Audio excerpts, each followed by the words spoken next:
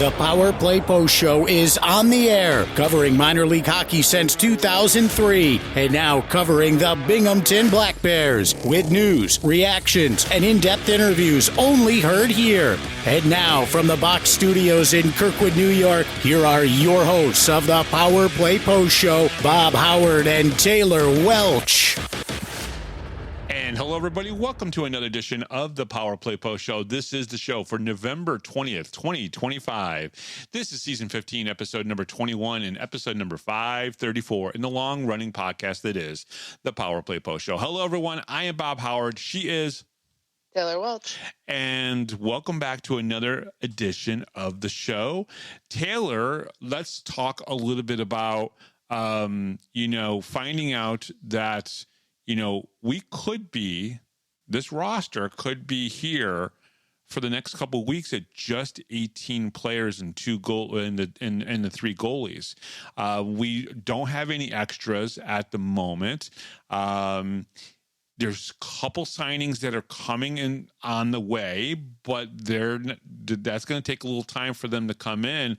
And then the Black Bears have the Danbury Hat tricks these upcoming 2 games, actually upcoming 3 games, with a game being on next Wednesday for the Black Bears against Danbury as well. So there's 3 upcoming games against the Danbury Hat tricks in a row.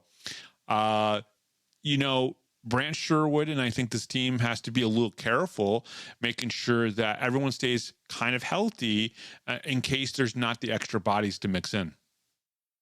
Yeah, it does definitely sound a little scary when you kind of think about it that way. You have a full roster, which is the good thing, but on the downside, you don't have any healthy scratches to kind of, if somebody needs to take a day, or they play really rough one game and need a break, it's very hard to kind of swap them out. And I don't think we're going to be dressing up Connor McNamara as a forward anytime soon. Why not? That was fun, though. It was actually kind of fun. But yeah, that's not gonna happen for sure. Unless you want to give Steve a heart attack, I don't think it's gonna happen. Are you kidding me? Like 3/4 of the fan base would probably have a heart attack if they did that again. I don't know. The first time they did it was pretty cool. But I do get it. I think the fan base would be pretty upset about it at this. It would be both cool, but also like, why are you doing that kind of thing? I feel like at the same time, if Brant felt like he needed to, he's got so many connections. He's got, so many people that he knows that if there was like any chance that he needed somebody so bad to come play for a game, I'm sure he could reach out and he could have somebody here tomorrow. Because Brant's just that kind of person. He knows a lot of people. He has a lot of connections. He's built a lot of bridges. And that's just the kind of, relationships that have been built here in Binghamton. Now, I say all this without really knowing for sure, but at this point, they have not activated Zach Sirota, but they also haven't extended the IR stint yet either. So not sure if one of the two are going to happen before this weekend, whereas do they extend him for another 15 days, which means he would miss definitely this weekend's games and probably the next week's 3 games as well? Or do they activate him and then they really still don't have to do anything with the roster because you have 2 available, but then you possibly have 2 people coming in within the next couple weeks as well? So it's very interesting to see what happens. I think everybody, including myself and Taylor and everybody who pays attention to Black Bears, probably will be checking the transactions every single day just to see if we see Sirota get extended or if we see him get activated. I personally hope he gets activated. I'd like to see the Black Bears have an extra forward going into this weekend, but we just don't know yet. Yeah, I think the fan base is, a little antsy about the whole IR situation. You can tell it's very like back and forth where, they really want and desperately want, both Tyson and Sirota to come back. But at the same time, they're like, well, we only want them to come back if they're 100%. We want to make sure they're healed, but we want you back. And it's like this really bad game of tug of war. It would be awesome if he came back, especially against Danbury, just because Sirota's that kind of player that, it bears well against Danbury. So it would be nice to see. But as you said, it's something that we don't know. And, it's not something that we pry. No, I mean, there are times when I do talk to, obviously, Brant Sherwood about the roster, about players, things of that nature. And I did, at last week, asked him, well, are we going to get Sirota back? And he said, we hope so. So, but obviously it didn't happen, and we still don't know at this point about Zach Sirota. Now, with Tyson Kirkby, his plan is still going to be a few more weeks. It could be going into December at some point. This is a question that was asked, by a couple people through the mailbag that I put out there. What about Tyson Kirkby and Zach Sirota? Again, we just don't know about Sirota. And when it comes to Tyson Kirkby, I think the plan was to go into the early parts of December. So you guys, you got a few more weeks to wait for Tyson Kirkby to come back. And when he does, let me tell you right now, if this team is only going to get a little bit better here over the next couple weeks, and we'll see, and people, you'll keep looking at the Power Play Post Show Facebook group and keep checking out the transactions. When stuff happens and hits, you're going to be like, okay, that's what Bob was talking about, because it's kind of big. So that should be coming around, obviously, here pretty soon, and I think it's going to help. All right.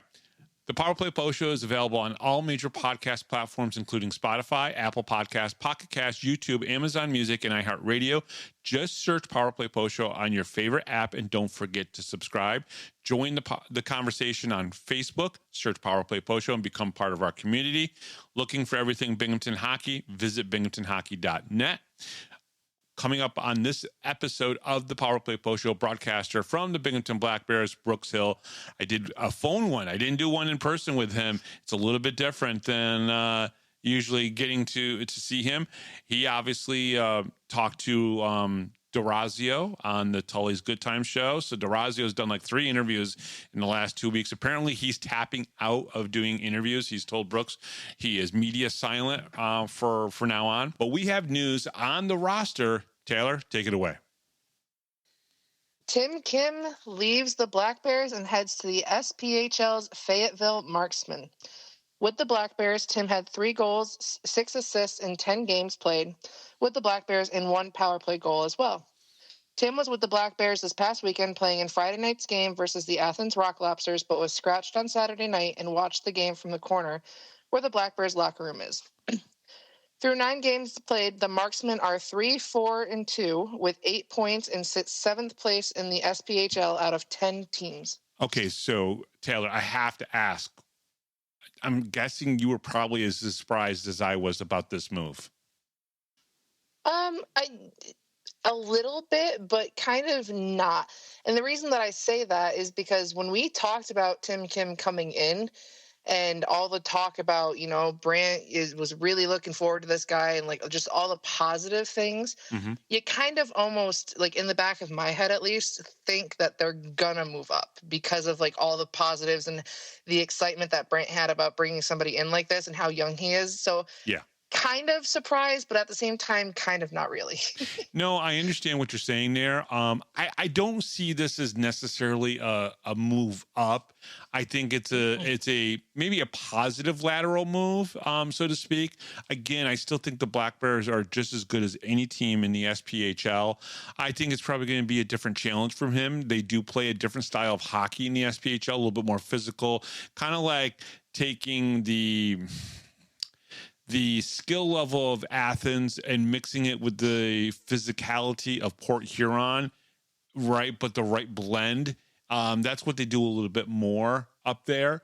I do think there are teams in the FPHL that couldn't compete in the SPHL, but I think the Black Bears definitely could. So it's like a lateral up move, so to speak, but not necessarily a move that I was a little surprised. I'll be honest with you that out of all the players that may leave, this was not the one that I thought was going to go. Now he could always come back at some point, but again, the roster is going to be very tight for the Black Bears. So I'm a little surprised However, I did like his speed, and I really did like his scoring ability, at least in the first like 6 or 7 games of the season. But I don't know if he shined as well maybe in the last 4 or 5.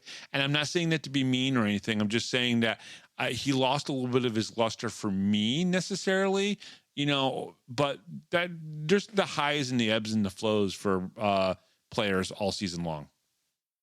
Yeah, I think kind of talking about the SP, I think, you have to want to play there to kind of enjoy it. We've had players go to there and, love it. And we've had players go there who absolutely hate it and wish they never win. I think for Kim, it's something that if it's something that you're wanting to try, that it's something you just need to go out and do. And if you like it and it sticks, then that's great for him. If not, he still has a place here. I do agree about being kind of surprised because of our roster. We just got rid of a couple people and now he goes up. So we're kind of like, we're in a tight situation of we don't have a lot of movement. Yeah. So in that aspect, I am shocked that it happened. But hopefully if it's something that he wants to do, then it works out for him. And, I hope it's a good thing in the long run for him. Yeah. Because it leads us into the next thing we're going to talk about, which is the Black Bears at this moment have 18 players on the roster with a third goalie. So they technically have 19.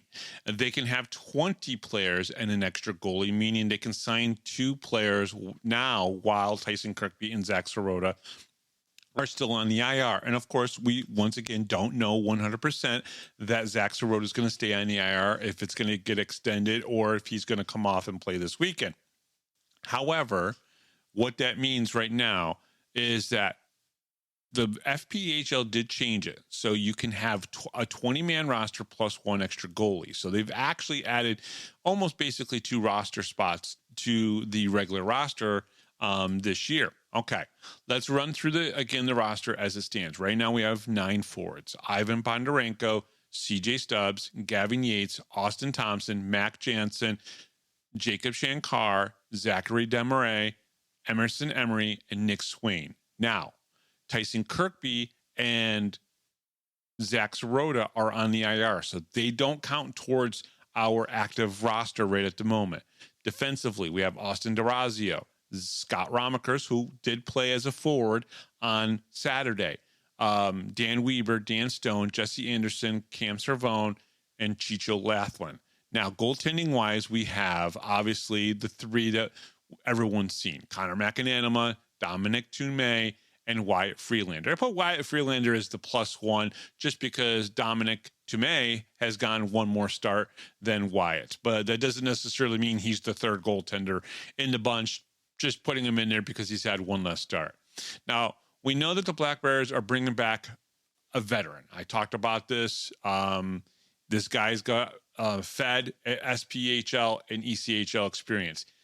I was told initially that it could have been this week, but it's more than likely going to be another week or 2 before he gets in and starts playing. Now, that could be misdirection by the team. Sometimes the team will tell me one thing and then something else happens a little bit quicker or a little bit later. I'm not saying they're misdirecting me on purpose, but teams do that. It's part of professional sports. They are as honest as they can be to the media people as they can without saying more than they should because of obvious reasons, strategic things. They don't want other teams to plan for something, and because they broke it to the media. So, but there is also another big signing coming for the Black Bears. It'll be one that the Black Bears fans will be very excited about.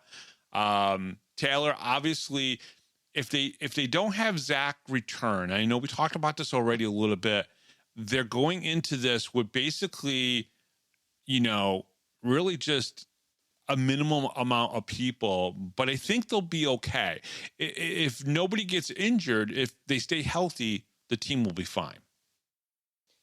Yeah, I'm kind of, looking at the forwards and the defense and, thinking to myself, do they, play everybody on the team so they have the extra forward? So you would put, Ramikers back up in a forward spot, or do you not play with the extra forward and kind of, give yourself a little leeway in case something does happen? Right. So there are still like a lot of, plugins that could happen. with that. You still have a little tiny bit of leeway, I guess, but still not as much as we would like.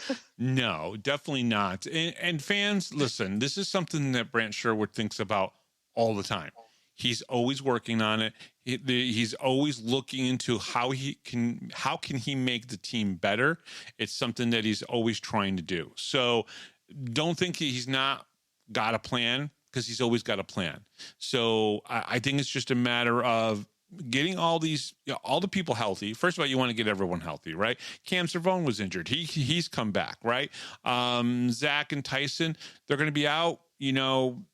We were hoping Sirota would be back for Saturday's game against Athens. It didn't happen, but he'll be back. And the two new players that they're going to be bringing in, they're going to be great additions to the team. So there's no need to worry about that. Okay, let's do the mailbag. Taylor, are you ready for your first mailbag? I guess so. I've never done a mailbag, so the first time this season and my first one. Yeah. Let's get into it, I guess. All right. We only have a few questions. We only have a few questions, but this will be pretty good, at least for the fans, to be able to get to hear this. Now, Alan Oswald wants to know. All right. He says this is a question for both of us, so we have to answer this. Alan, thank you very much for asking this question. He says, and Taylor, you get to go first on this, okay? Oh, thank you so much. All right. He says, a zombie apocalypse has broken out and you're locked in a hockey arena. What one person, dead or alive, fictional or non-fictional, would you want to have in there with you? So basically they're using this against us now. I mean, you kind of already used that against me, but I think I'll change my answer. I don't know who is my problem. I feel like I'd want somebody big and scary so that I could sit and do nothing, but big and scary. That's funny. Like the first person that came to mind, and I have no idea why, probably because Jeremy was watching wrestling, but the Great Khali is the very first thing that came to my mind. Oh my God, he's huge. He's huge. The Great Khali is, but he's also slow, in my opinion. Like he walks so slowly. Yeah, he's very tall. Great Khali is a pro wrestler. I believe he's from India, if I remember correctly, or at least he's got Indian, national ties. And he's not the fastest guy in the ring. He couldn't really do much anyways, to be perfectly honest. So that's a bad answer. You have to pick a new answer. This is a tough one, man. And then I guess I'll go with an old classic hockey player, and I'll go with Jeremy Yablonski, because I know that I wouldn't have to do much then. Yabo is tough. Yabo would probably kill zombies quicker than most people. I don't disagree with you. Listen, I'm going to go a little sentimental on this one. I'm not going to go for survival, even though this person probably could save my neck, because they have multiple times in my life, and that would be my mom. So it says dead or alive, fictional or non-fictional. So I'm going to go with my mom. I would take my mom in a locked hockey arena. We'd both, if it was working and there was ice, we'd both skate. My mom was a figure skater and I skated. So we would skate, number one. And number two, we would probably use the blades to, keep ourselves alive with the zombies. So that's who I would pick. All right. I chose my dad for the first one, so I get it. Yeah, you get it. All right. So this one comes from a father of one of the hockey players, and he wants to know, what are your top memories for the Black Bears this year and overall? So we have basically two parts to the question. What's our favorite memory for the Black Bears this year and overall? So I'm going to go first, and I'm going to say overall was the first championship for the Black Bears, and going out on the ice and watching everyone celebrate. For me, it's just it was just a great night. I was very happy for all those guys. There were certain guys that came up and wanted to hug me and, thanked me, and I thanked them. And it was like a weird thing. Luckily, no kissing happened. I would have been really freaked out if there was, but it was probably one of my favorite memories overall. And to be honest, this year, I'd have to probably go with the Athens 7-1 win. I mean, that was just such a great game. Just a phenomenal game. So what's your picks? What was your favorite memory overall so far of the Black Bears since you and Jeremy started watching? So my answer is kind of similar to yours, except mine isn't the first year. Mine would be the second year, but for the reason of, I was gracefully snuck out onto the ice. That, I won't mention how. But I had the opportunity. Jeremy and I both got the opportunity to go out on the ice after the game, and I felt like it was a very weird moment for me because it was obviously like a very exciting time. Yeah. But for me personally, because obviously I'm part of the show now and that kind of stuff. But even when I do the show with you, I often forget that we're doing this and it goes out there and people can listen to it. I honestly feel like you and I just have a conversation back and forth and then I forget it's an actual show. Right. So when people recognize me outside of it and they talk about the show, I'm always taken back by it because I honestly do forget. But so I felt a little awkward to be out on the ice watching everybody celebrate, but watching the players interact with their parents and just the amount of crazy support and love that they had for each other was probably one of my happiest moments. I took a couple pictures for some of the players and their parents. I really did enjoy that. Yeah. And then kind of the same type of thing. My favorite memory for this year so far is just, re-getting the connections of the parents, because I've had the opportunity to get to meet several parents and to kind of carry that through and, to see them again after, a whole summer, and just be able to talk to them and get to, know stories or just talk in general, not always hockey related. I really enjoy it. And we got to meet Les Sirota, so one of the new parents that came in last year. We got to meet him. He was hilarious. Great guy to talk to. I think you could sit down at a campfire and he could tell stories for hours, and you would be entertained. Yeah, he's definitely one of those people that's just could just entertain a crowd forever. And I was so happy that when he came up there, he asked you if you knew who he was first, and he didn't ask me because I didn't know.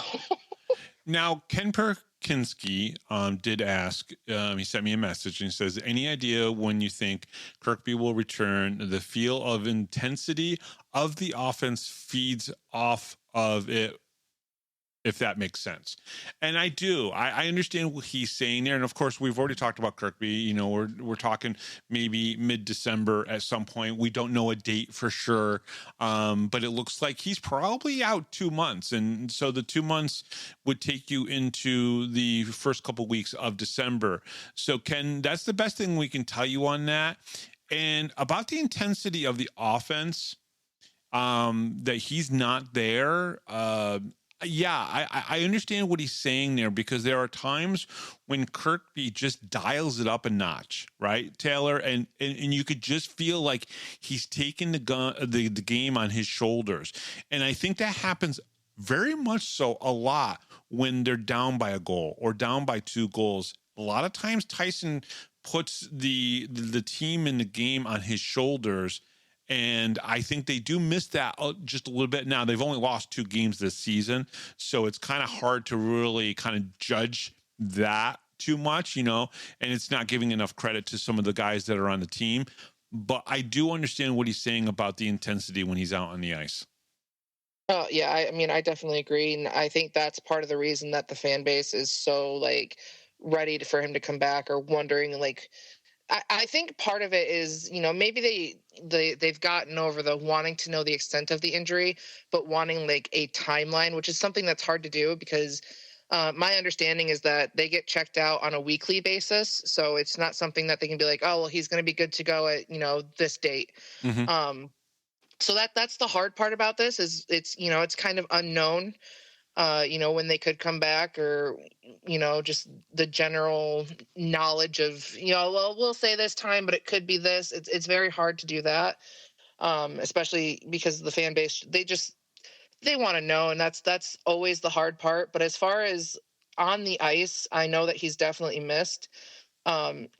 and it shows why he's the captain, in my opinion, because there are moments in games where he's going to go out there and he's going to get you the goal that you need, or he's going to go out there and he's going to get a player who maybe hasn't had a goal yet. He's going to set him up to get him a goal. Yeah. And it happens so often. And he's able to get in certain spots on the ice that, some other players can't get to easily. And he does it very effortlessly, and he does whatever the team needs him to do to secure a spot. 100%.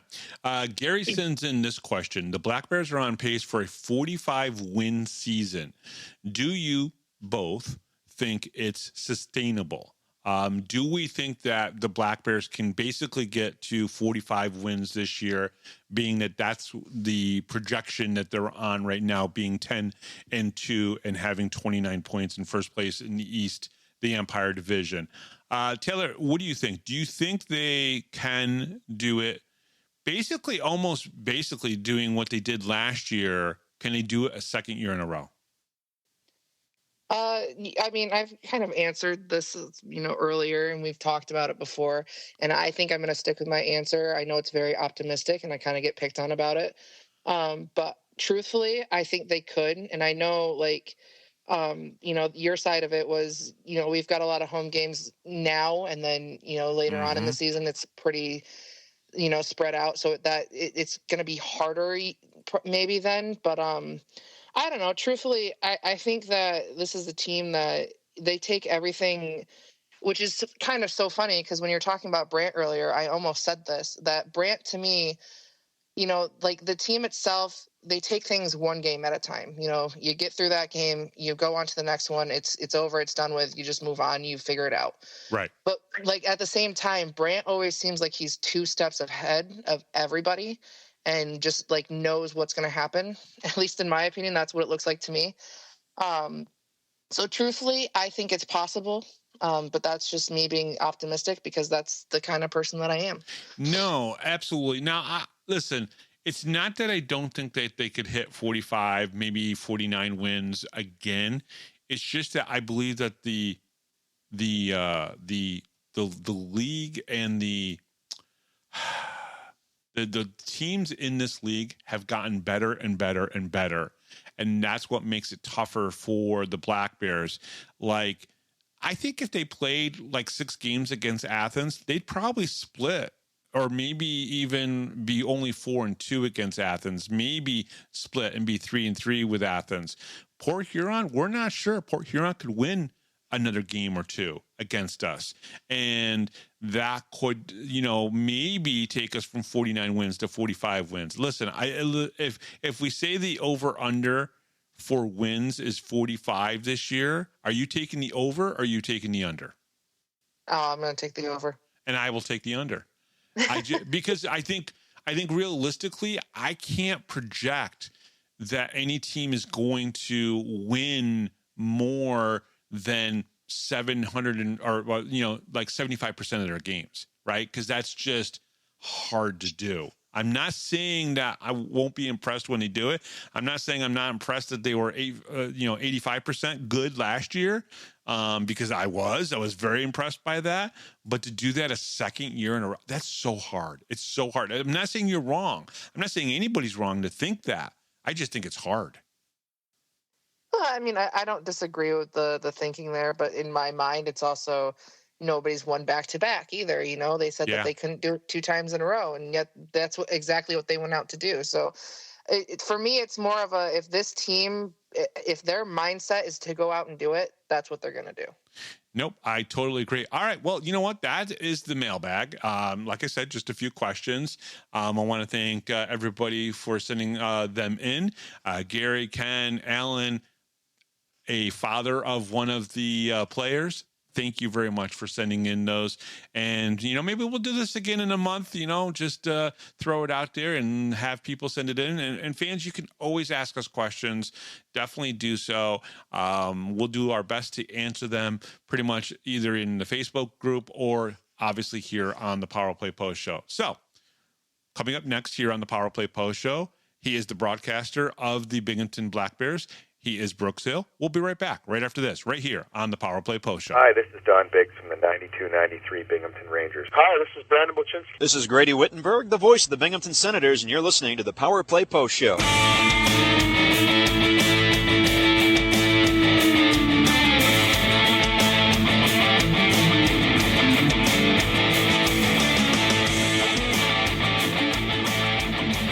Here is another Power Play Post Show interview exclusive with Bob Howard. And welcome back, everybody, to the Power Play Post Show. I haven't talked to him in just a little while, but I figured I would get him on and talk to him a little bit about the start for the Binghamton Black Bears season. He is the broadcaster extraordinaire for the Binghamton Black Bears. He is, of course, Brooks Hill. Brooks, welcome back to the show. We're doing this a little bit different than normal. A lot of times I'm in the arena with you, but we're doing this. I'm in my home studio. I think you're in the offices upstairs on the third floor of the Visions Veterans Memorial Arena. How's it going? And thank you for joining us again. Yeah, no problem. Always a pleasure. And yep, I am upstairs in my office, typing away, getting ready for this upcoming weekend. Yeah, and very excited to be on. I heard you and Taylor were going into the mailbag, so I'm excited to hear what people want to know.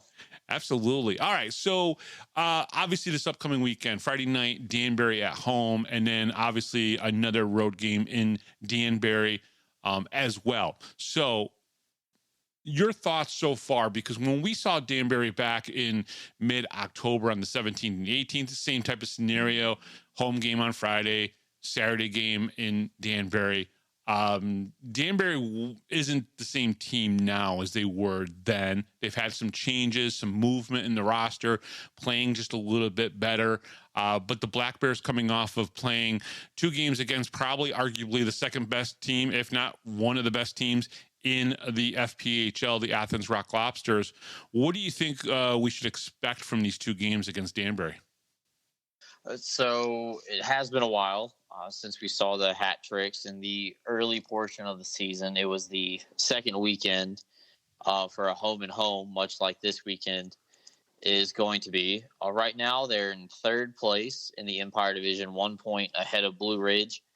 And what appears to be they were struggling, I think, right out of the gate. I think they found a little bit of level with what they are so far. Mm-hmm. They went out to Indiana and they took care of business before Everett Thompson took over as head coach. So that got them some points. And then we saw them, we had seen them the week before, excuse me.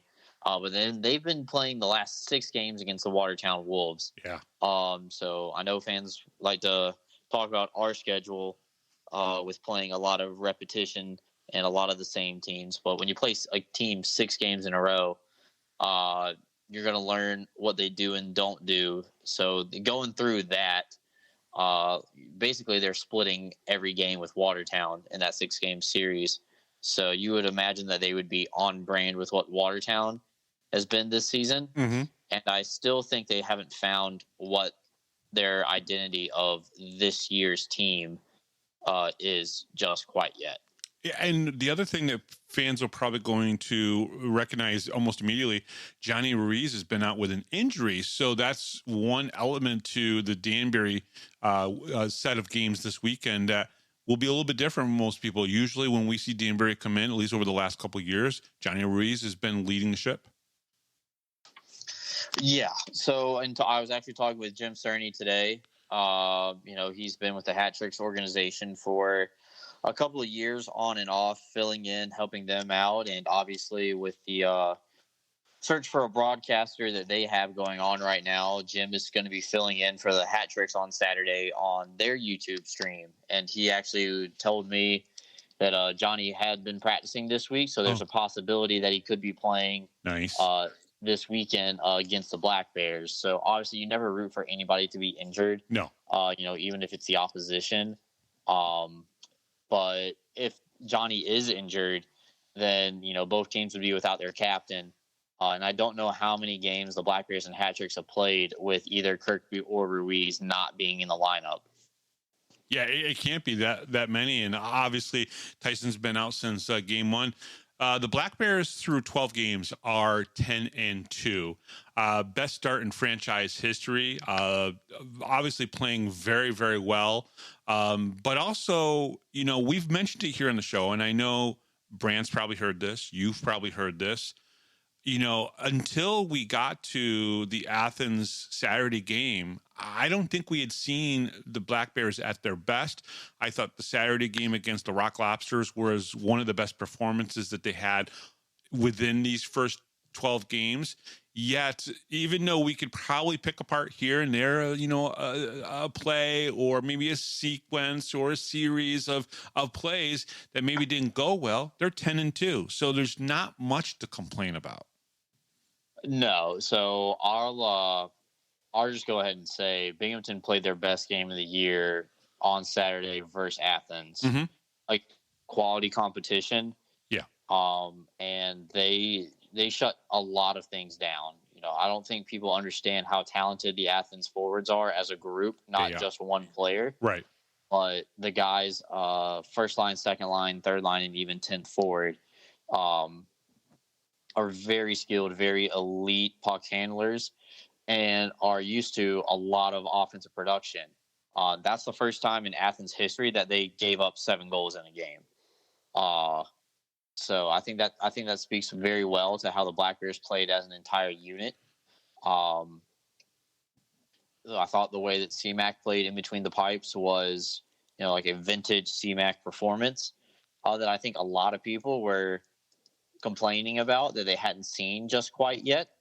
But sometimes you have to get in a big game moment to really show what your best can actually look like. And a deflection from the blue line was the only thing that CMAC wasn't able to save that night after all the opportunities that Athens had on the man advantage and 5-on-5 and odd man rushes. I think that was pretty remarkable as well. So I think the Black Bears really put a stamp on, hey, this is the way that we're going to play. And they kept their record of not losing consecutive games intact. And that's been well over a calendar year now since the Black Bears lost 2 games in a row. So the 11 games before that, do you think it was more of, like you said, the big game moment that not just that CMAC might have needed, but the whole team needed to kind of step up? Because obviously the 2 games against Port Huron at the end of October and the beginning of November were big games, but I think everybody had the Athens series circled twice on the calendar. Yeah, I could give you a cliche answer and tell you every game's a big game. Yeah. But we know. But I mean, realistically, like, you have a couple that are marked out before the season starts that you're looking forward to, and then you have games that you mark out as the season goes along that are exciting. Military Appreciation Night at home. That's a big game that people get excited for. And, all the ceremony and theatrics that go along with Military Appreciation Night.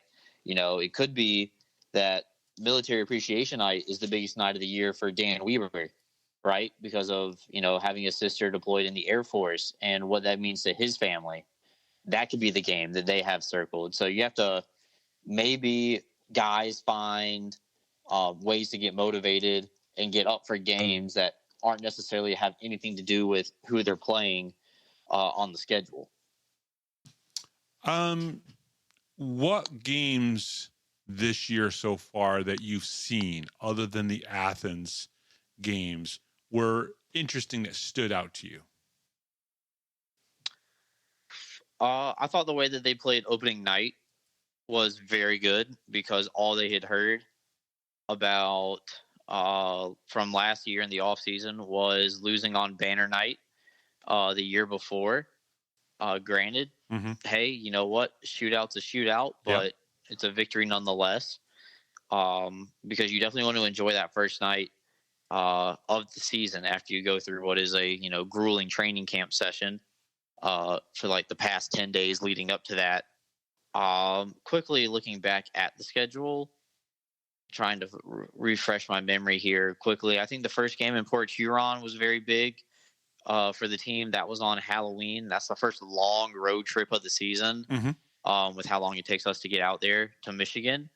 So I think the way that the guys responded there was very good. And then military night against Indiana, after, they didn't play their A game Friday night, we're still able to win by 3. Yeah.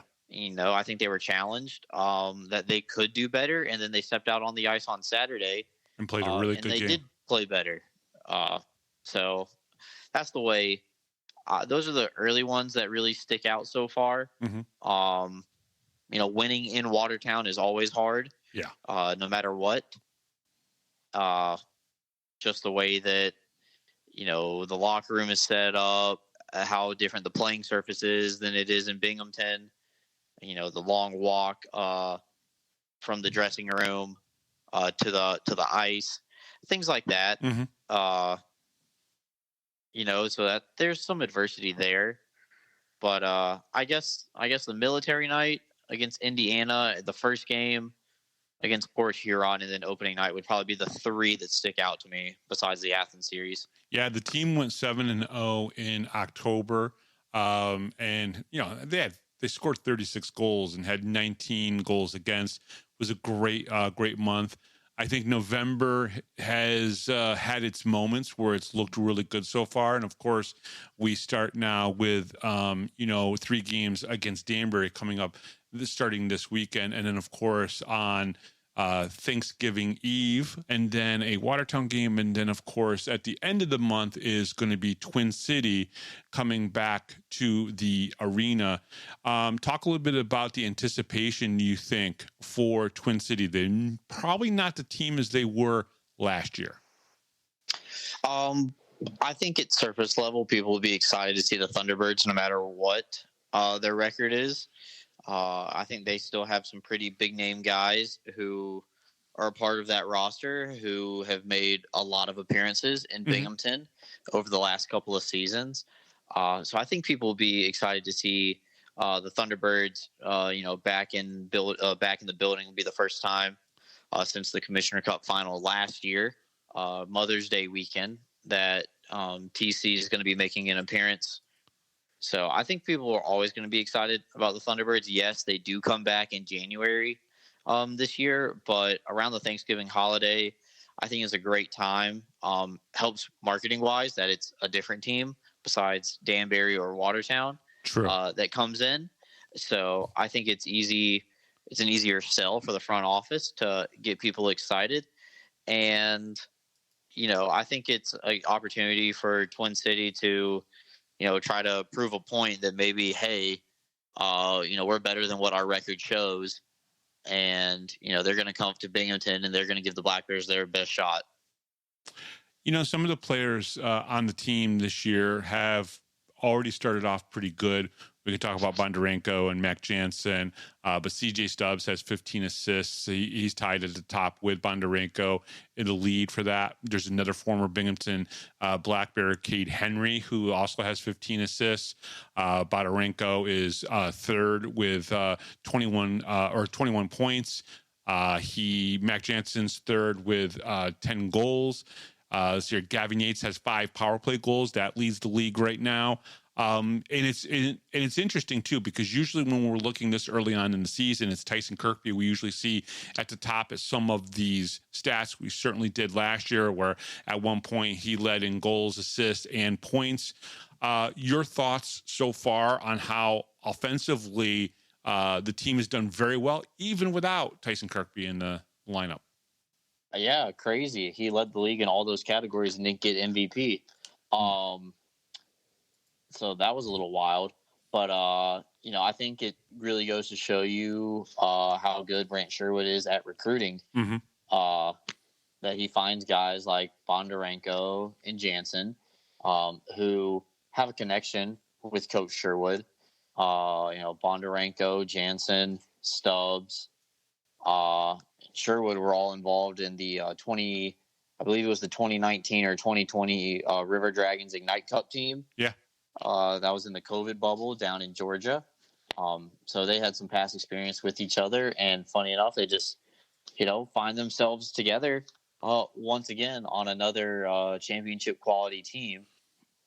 And I think obviously when Tyson got hurt, and it's a big blow to the Black Bears, but fortunately for our organization, it looks like Binghamton's able to survive that, because they're still getting offense production, they're still scoring goals, and some of these big name guys have really stepped up. I remember CJ Stubbs started off very slow last year when he came in, and he missed the first month of the season, but now he's got 15 assists and he's tied for top of the league. Mac Jansen has 10 goals. Yeah. That's tied for top of the league.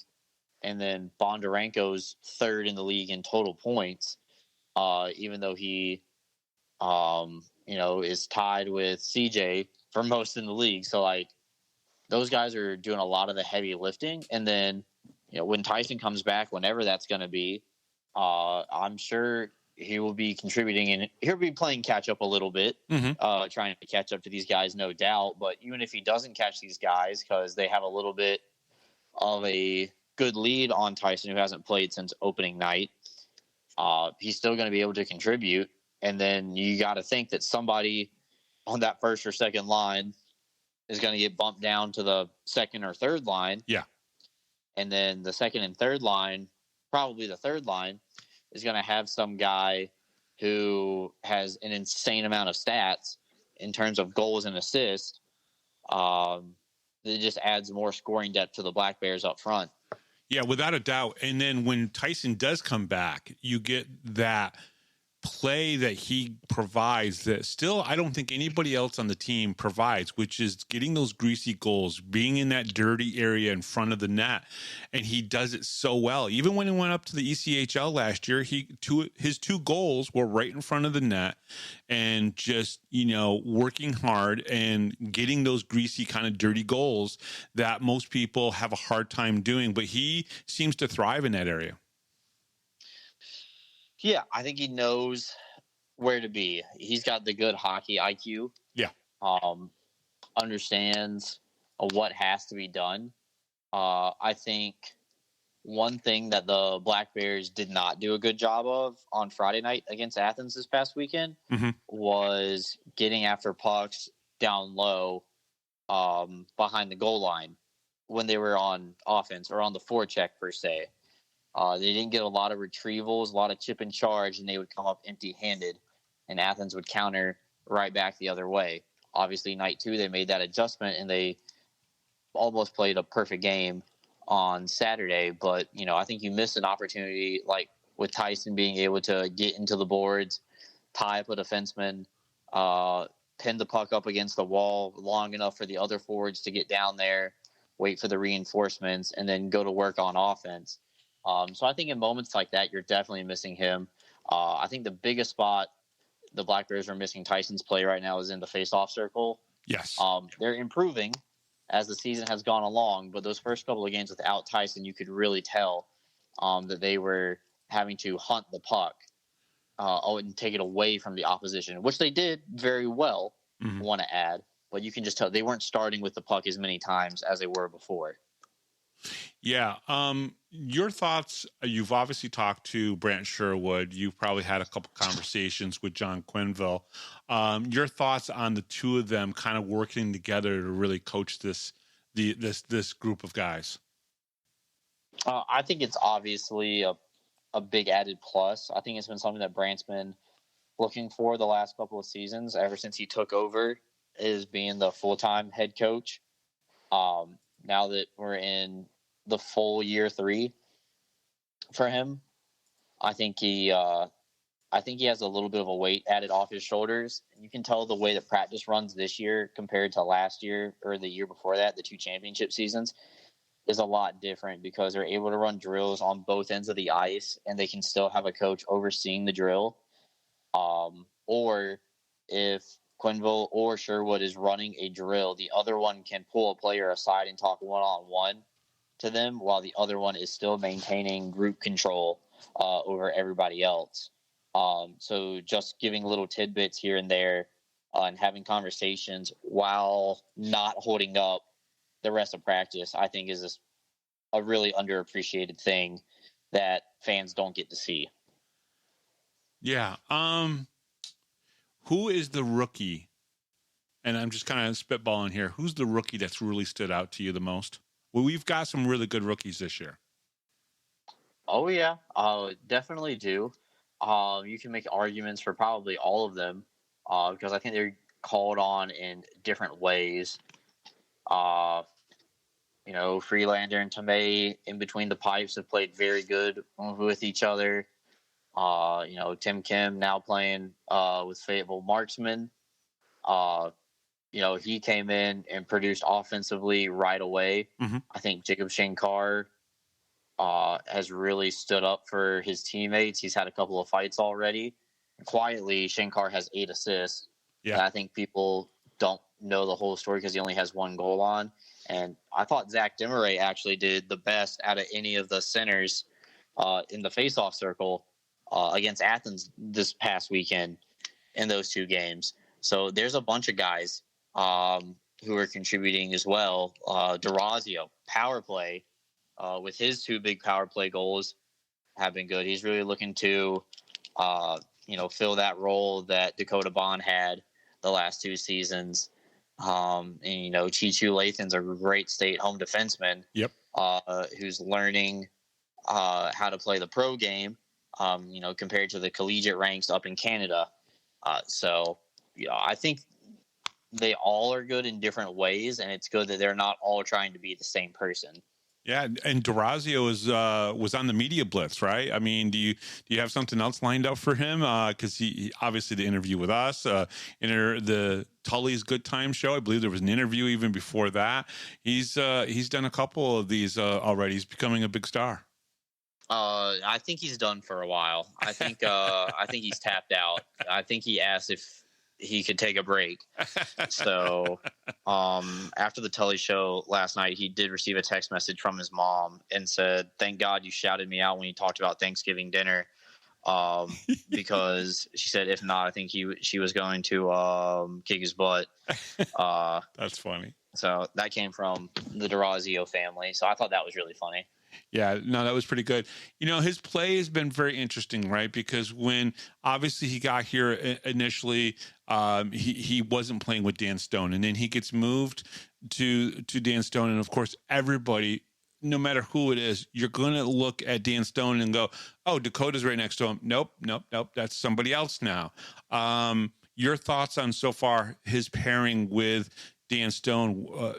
To Taylor and I, as we've talked about it multiple times, it seems like it hasn't missed a beat. And I think that's a big credit to Dan Stone, but I also think you got to give a lot of credit to Durazio too, to be able to work with Dan and know how he's going to play, where he's going to be, because Dan Stone seems to be in the right place at the right time more times than not.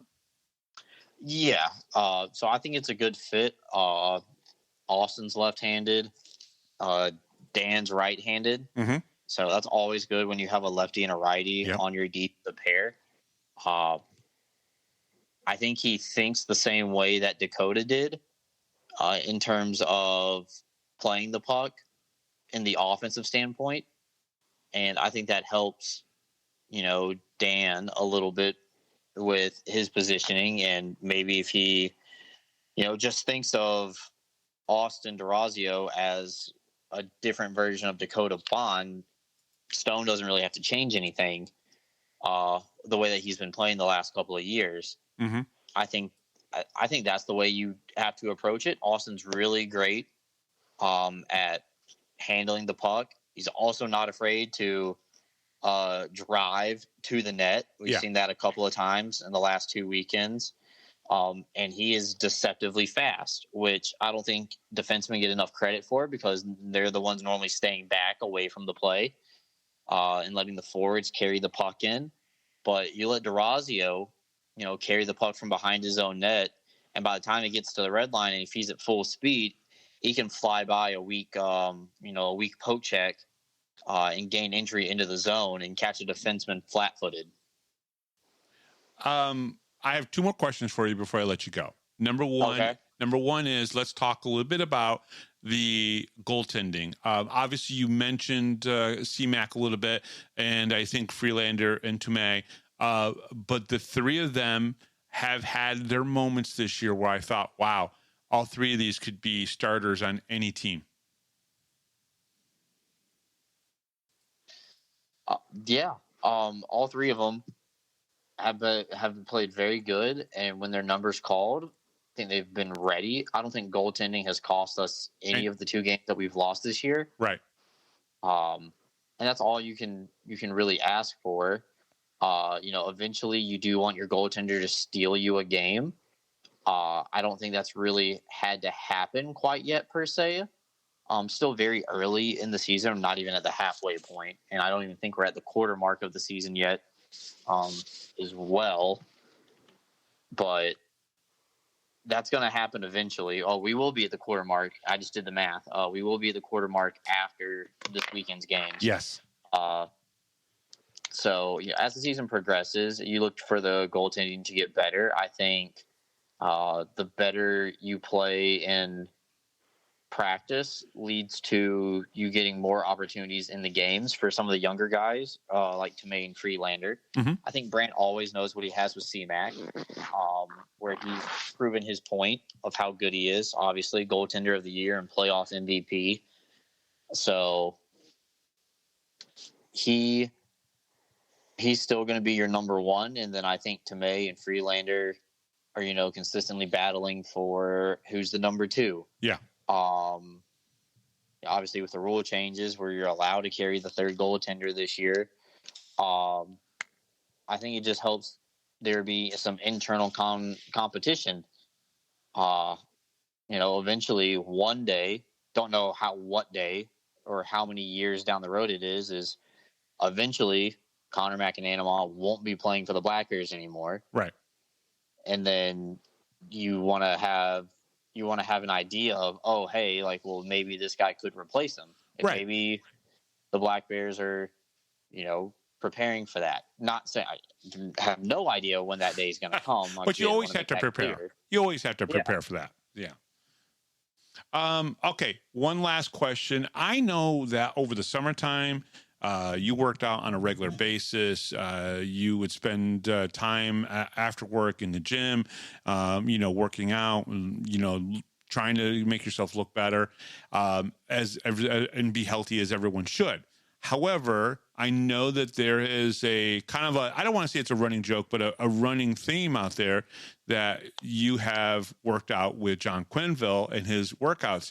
Since the time that you had John on the Tully Show, which I think was 2.5 weeks ago, have you had another workout with him?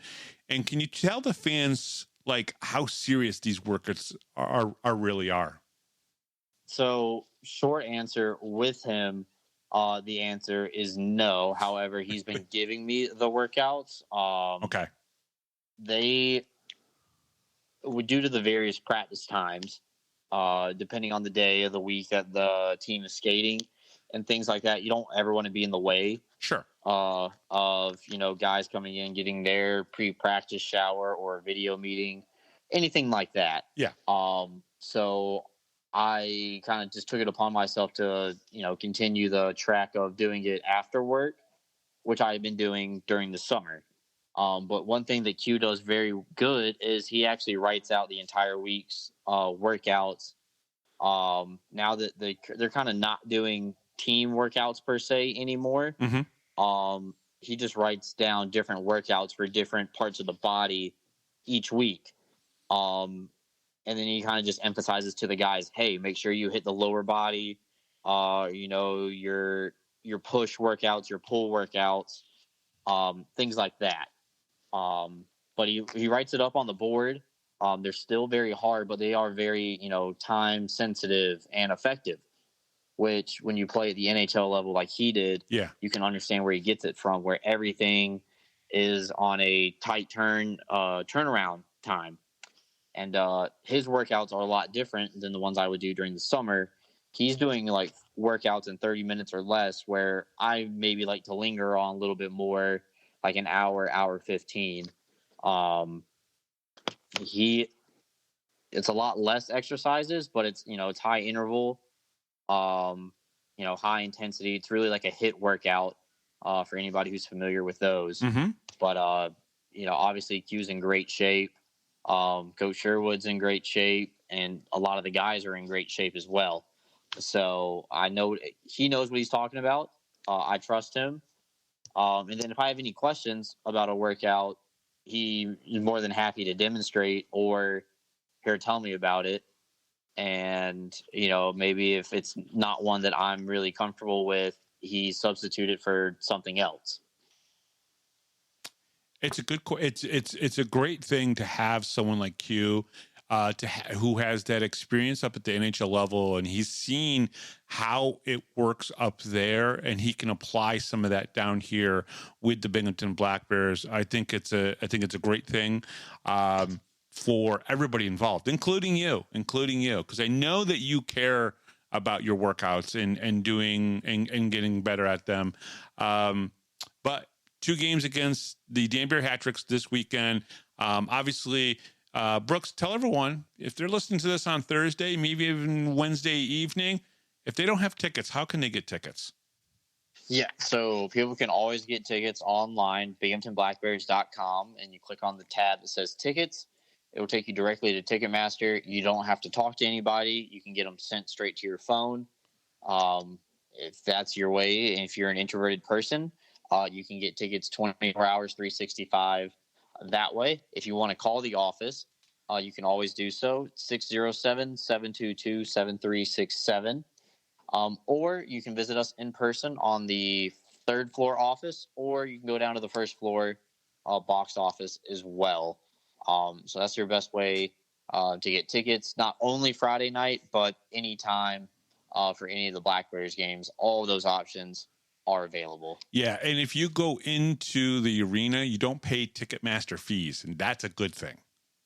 Yeah, or if you call over the phone, you don't have to as well. Yeah, so it's always a good thing. And Brooks, good luck this weekend, Black Bears. I don't know why I'm saying good luck to you, but good luck to the team, obviously, this weekend. It's so weird not being in front of you doing these, because we've done more of these in person than we've done these over the phone. So I guess that's probably why I'm stuttering over my words. Either way, good weekend this weekend for the Binghamton Black Bears and you on YouTube, which I'll be watching from Point Pleasant Beach, New Jersey on Friday and Saturday. So while you guys are in Danbury, I'll be in Point Pleasant Beach, and same thing on Friday night. It's going to be one of the games I have to miss this year. But I'll be watching from the beach, basically. I'll be basically on the ocean watching Binghamton Black Bears hockey. Brooks, thank you very much for coming on. Absolutely. Enjoy and happy Thanksgiving to everybody. And we'll be right back right after this, right here on the Power Play Post Show.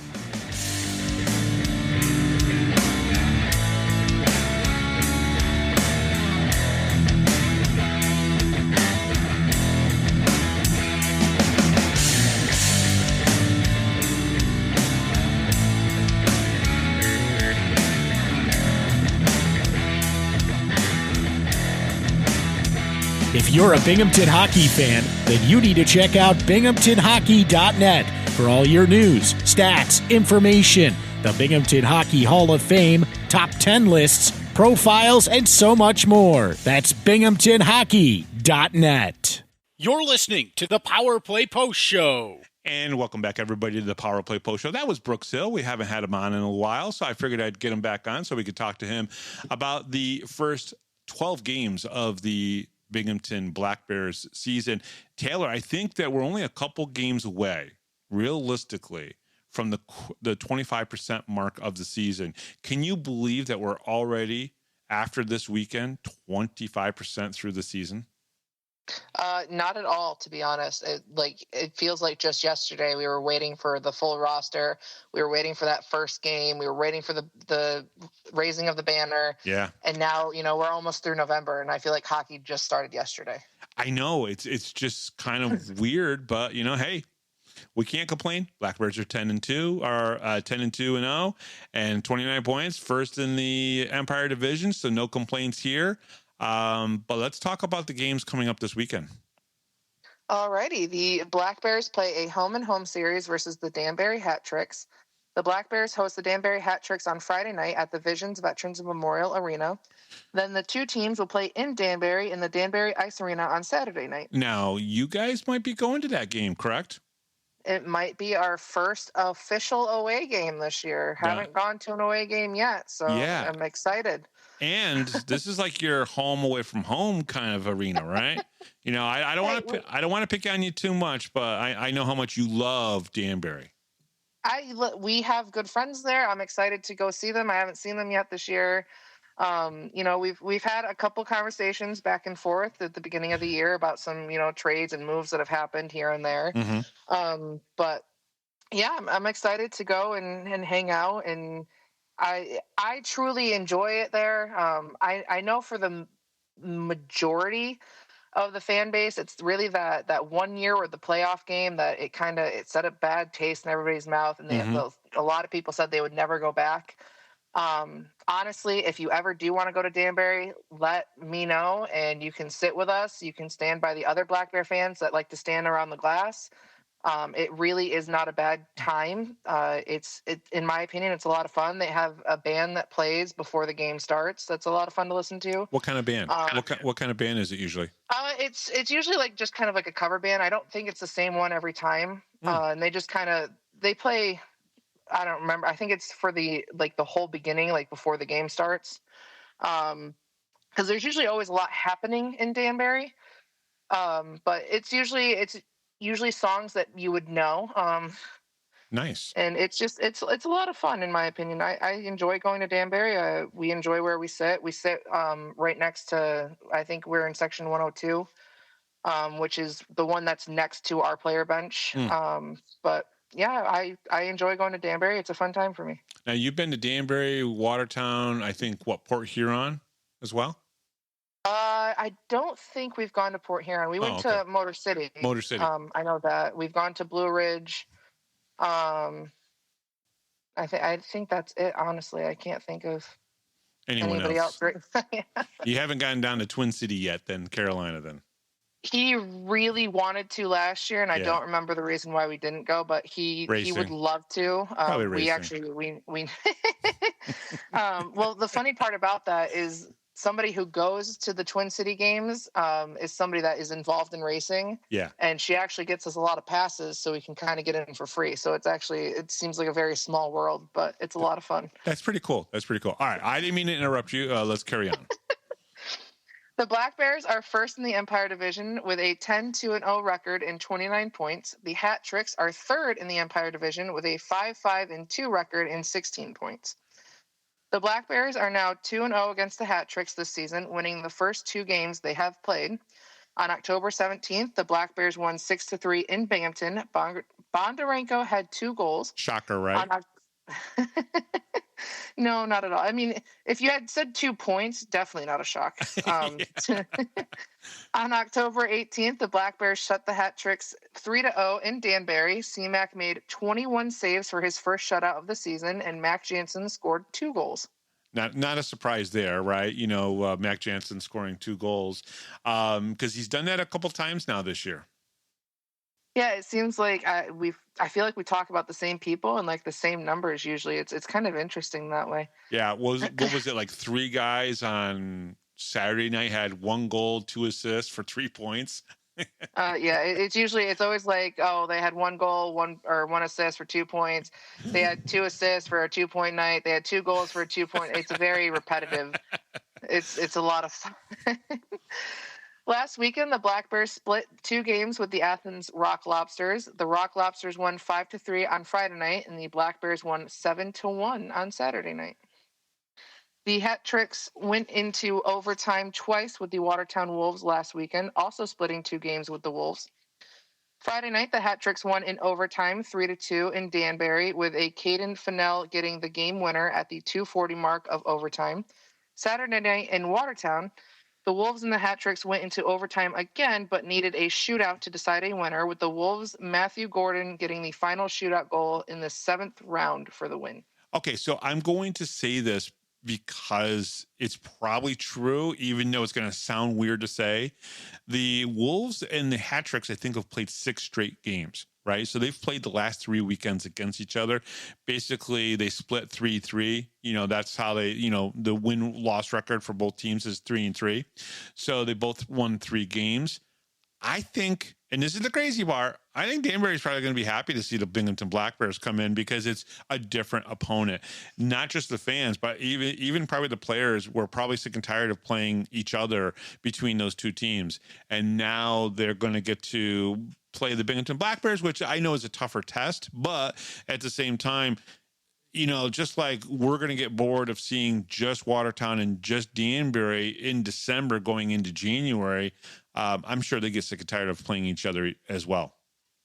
Yeah, and I mean, of those 6 times, Danbury played at home 4 of those times. So I'm sure it'll be nice to travel to a different arena just for another stint, because I think their last game was in Watertown. So they get to come back out for Friday night and then go back home again. So I'm sure they're kind of sick and tired of that back and forth already. But to face the same team 6 times in a row, I mean, we've done it. We'll probably do it at some point this season. I don't really remember, but I think it's 5. I think we play one team. It's either Danbury or Watertown. When we play them 9 games in a row, we either play Danbury 5 times or Watertown 5 times. It's just insane of a schedule, but that's what we get with only 3 teams close to each other up in the Northeast here. Unfortunately, it'd be really nice if they got a team in New Jersey or somewhere in Pennsylvania where you can kind of split those games up a little bit better. It was nice having a team in Elmira for that reason, or in Hudson Valley for that reason, but those teams just couldn't make it. And so obviously we have to play Watertown and Danbury way too many times for us to count. All right. The Black Bears are led by, shocker, Ivan Bondarenko, 12 games played. He's got 6 goals, 15 assists for 21 points. He's also scored 1 power play goal. CJ Stubbs in 12 games played. He's got 5 goals, 15 assists for 20 points, 3 power play goals, and 4 of his 5 goals are game-winning goals, which is just impressive as it is. Gavin Yates, 10 games played, 8 goals, 9 assists, 17 points, 5 power play goals, and 1 game-winning goal. How important, Taylor, do you think that CJ and Gavin have been on the power play this year without Dakota Bond, without Tyson Kirkby? Those two have the bulk of our power play goals. It's awesome to look at, especially because if you look at their goals, at least CJ Stubbs, he's got more assists than he does goals. So for 3 of them to be power play goals is just impressive on its own. Yeah. And I know as we made the post about the 5 forwards not being a thing anymore, I saw a couple fans were excited about that, as am I. I was excited about it when it first happened because I thought it was interesting. I've never seen it before. And then, our power play was kind of hit or miss. But to have those guys on the power play, and we all missed Dakota Bond because he was a specialty. He was always, for me, he was always on the ice, and I feel like DeRazio is taking that spot. But yeah, CJ Stubbs and Gavin Yates have been absolutely impressive, and it's funny because they don't play on a line together, but they do play, obviously the special teams together, and they obviously do it very well. I agree. Well, Connor McAnanima, he has 6 wins, 1 loss, with a 2.13 goals against average and a 907 save percentage.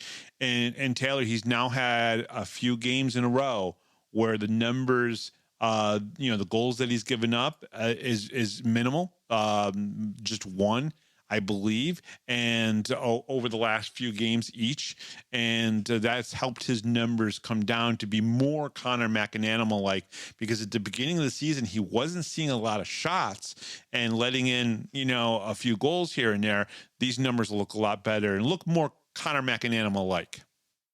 Oh, yeah, definitely. I was very excited that to face a team like Athens and, to have more shots on goal, especially for our goalies to, boost numbers a little bit. Because that's, we're not letting a ton of goals in, but when you aren't getting a ton of shots, it's hard.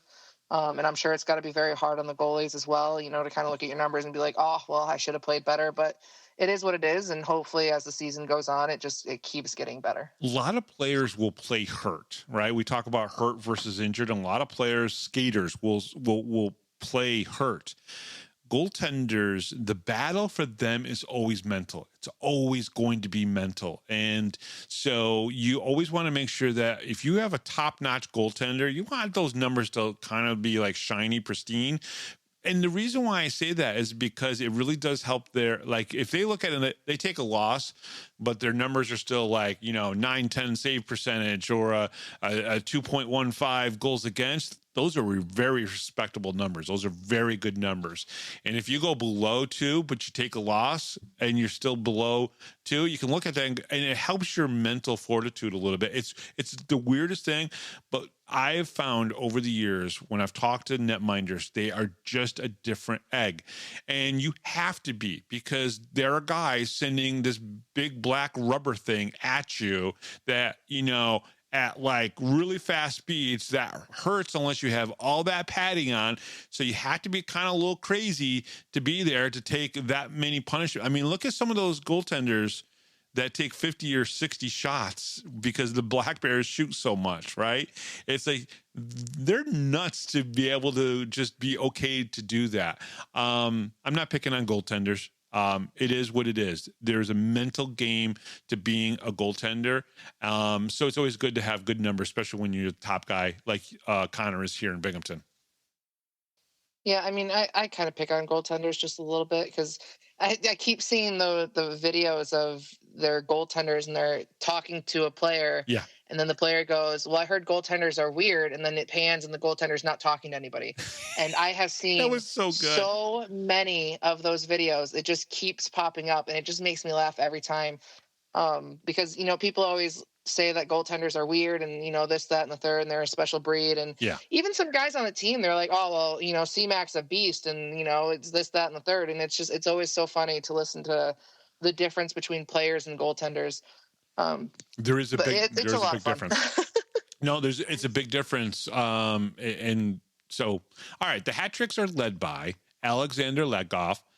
In 12 games played, he's got 10 goals, 12 assists for 22 points. So he's right up there with some of the top Binghamton guys when it comes to points. Austin Bellefeuille, 12 games played, 5 goals, 4 assists for 9 points. He's got 1 power play goal.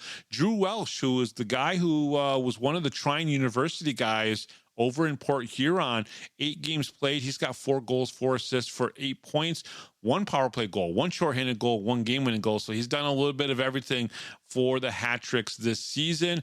And I didn't put Sebastian's last name in there. I think it's Ruiz or something like that.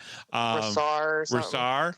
Sebastian Rissar. He's got 4 wins, no losses, and an overtime loss with a 2.29 goals against average and a 947 save percentage. It's so weird to not see Connor McCollum as a hat trick, but he's not there anymore. All right, special teams. Binghamton on the power play ranked 5th with 18 power play goals and 22% rate.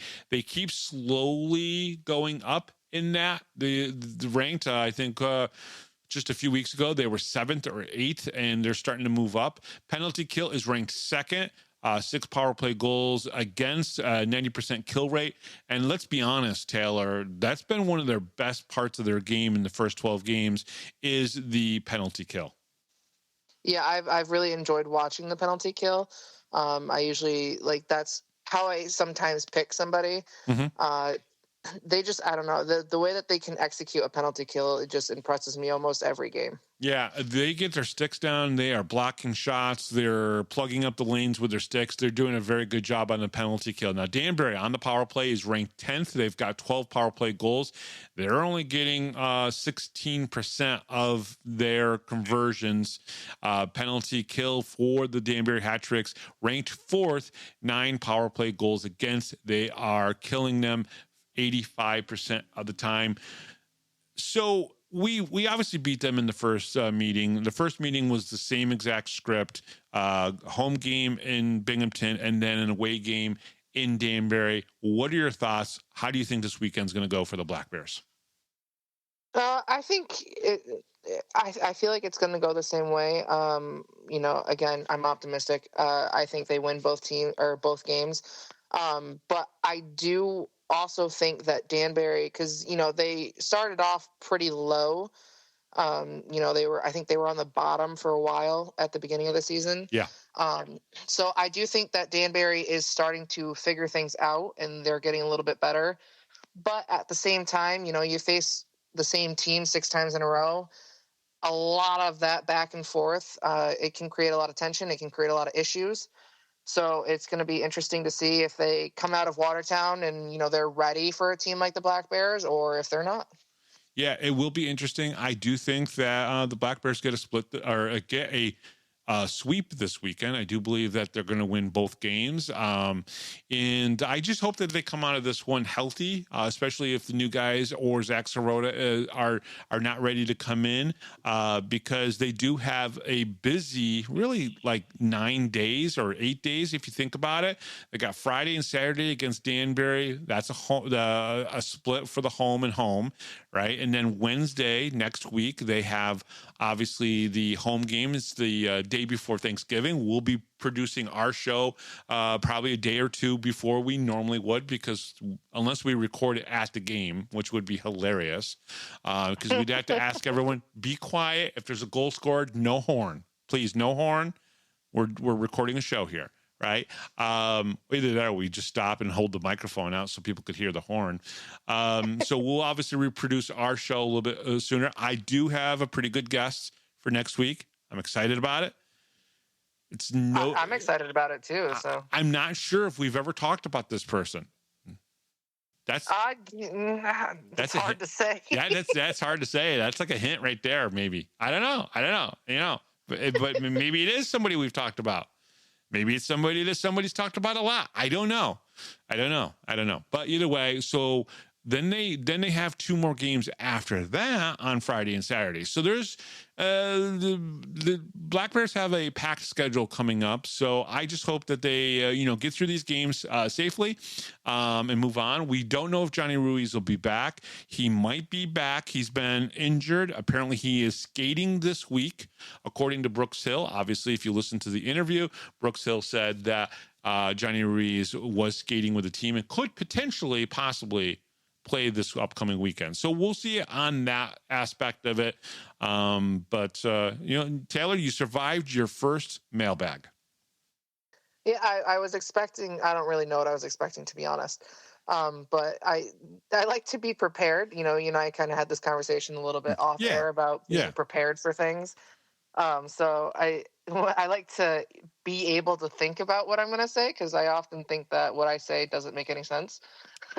There's a certain person that will understand this when I say this. But I, when making the decision who was going to come in and be a co-host for the show, there are obviously things that needed to matter to me. Having a particular person who could handle and step up to the plate and kind of do what I do in the same kind of fashion, but also be different in other regards as well. And one of the things that I love about what you do is you want to be prepared. So you look at numbers, you look at stats during games. You actually write stuff down. Tell the fans, if they haven't heard the story, you actually, for the impact players and obviously coming on to talk on the show, you actually take notes during the game.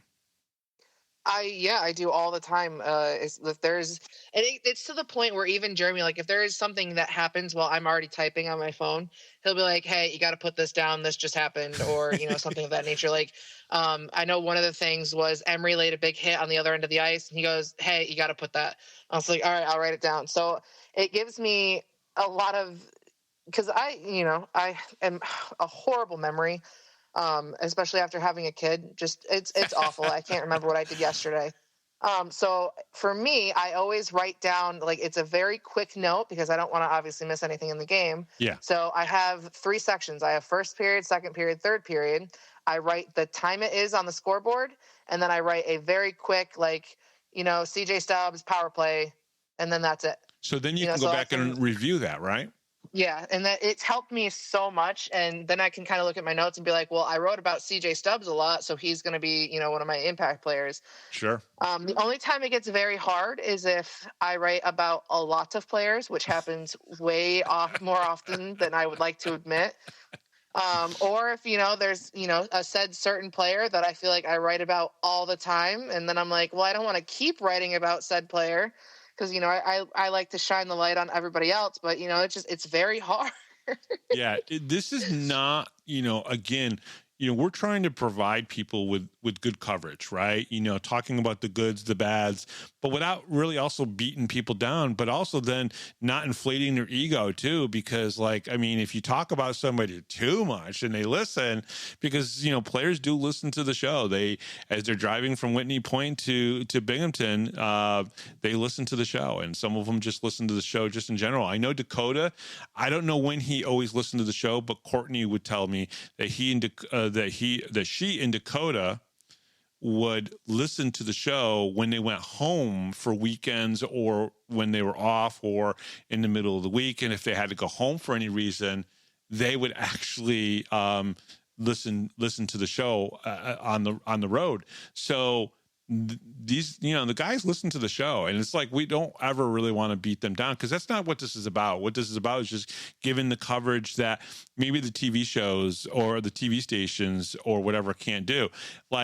I think we've had 12 games in, and since the opening night, I saw Fox 40 actually run an interview with Brant Sherwood today. I think you probably saw that as well in some of the Facebook groups. So it's like we're here every single day kind of giving the coverage to the Black Bears that TV stations and newspapers don't even do anymore. Yeah, and honestly, it's been a lot of fun. It's been a blast. I remember the very first time I was very nervous, and I think Jeremy was ready to slap me because I was like, I would write a paragraph and then have him read it to me, or just have him read it in general to see if I sounded like I knew what I was talking about or if I didn't. And he just got to the point where he was like, just go with whatever you're putting. And I learned to just kind of go with it, and just the more that I typed, the easier it got. But in general, it's been a lot of fun. The hardest part is picking people, because this team's it's so well-rounded that it's almost impossible to just narrow it down to 3. And it's such a hard thing for me. I'm not saying this is going to happen specifically, but wait until the first season that we're doing this possibly, and Brant Sherwood's not here, and maybe the team is not as good. I don't know. It's going to be weird. When we cover a loss, it's so hard because we don't cover many of them. That's the funny part. It's just I think I've covered 26, maybe 30 losses, in the last 2.5 years. And that's hard to do. That's hard to just cover wins all the time, because, it's hard to be critical or constructive criticism, right? It's hard to kind of do that stuff when, okay, we're 10-2, we're in first place still, and 29 points. I'm not complaining. Trust me, I'm not complaining. I'm just saying it's tough when you go to break down a loss, and you don't want to say, it's kind of like I felt so bad when we talked about the Dan Stone mistake, right? That let in a goal. But then what does he do 2 periods later? He scores a goal, right? And, so it's it's hard to really, and let's be honest, these guys are awesome guys. Pretty much everybody that we've ever met before here with the Black Bears have been phenomenal to talk to. And the fans all know that. It's why fans were already talking about. He's only been here for 11 games, right? 12 games. And Tim Kim, I already saw I'm going to miss him. Oh, this and that. It's it's very hard for the fans, and it's very hard for us because we get to know some of these guys, and we know how difficult it is to play in this league, how difficult it is to play for almost no money, and so you don't ever want to just kind of break them down completely. Yeah, I kind of had a little bit of a different stance on the Stone thing. I didn't feel bad about talking about it, right? But I also it wasn't talked about in a negative way, right? Because we didn't say he sucks. We didn't say, oh, that was a bonehead move. No, it was a mistake that happened that caused a goal. But again, I've always said this, right? Whenever I did a review for when I was a manager and I was reviewing somebody, you always start off with something positive, talk about something that you can kind of work on, and then end with a positive, right? It's a good way to kind of like soften the blow. Not that we need to do that with Dan Stone at all, but so I agree with you. We didn't do anything really bad, but I kind of felt bad having to bring it up. I think he can handle it. I think he's all right. Oh, yeah, no, without a doubt. All right. The Power Play Post Show is available on all major podcast platforms, including Spotify, Apple Podcasts, Pocket Cast, YouTube, Amazon Music, and iHeartRadio. Just search Power Play Post Show on your favorite app, and don't forget to subscribe. Join the conversation on Facebook. Search Power Play Post Show and become part of our community. Looking for everything Binghamton Hockey? Visit binghamtonhockey.net. Thank you to Rob Lapolis, our MC. John Petitucci, our music director, and broadcaster from the Binghamton Black Bears, Brooks Hill. I am Bob Howard. She is Taylor Welch. And we will talk to you next time right here on the Power Play Post Show.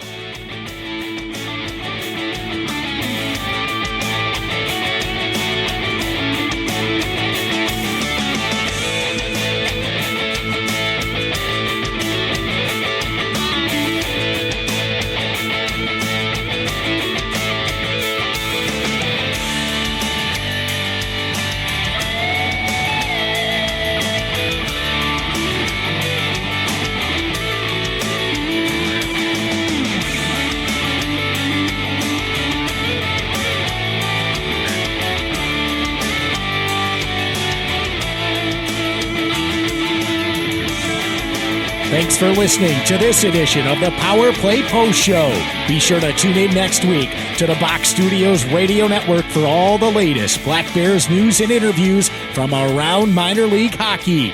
The Power Play Post Show would like to thank John Patitucci for all the music you hear on the show. You've been listening to the Power Play Post Show.